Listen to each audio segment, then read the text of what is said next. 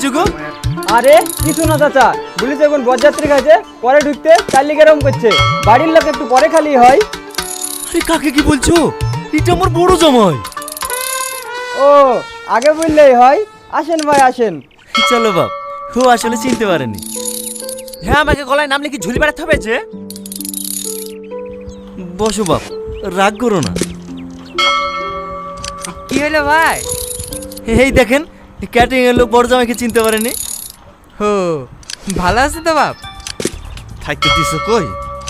হ্যাঁ হ্যাঁ হ্যাঁ, ভালো আছে। কই রে, এইখানে খাবার দে।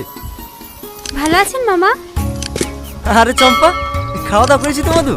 একটু পরে খাবো মামা। রিম্পা কোথায়? জাগ্গা পুড়িকে ঘরে সাজাছি। ঠিক আছে মামা।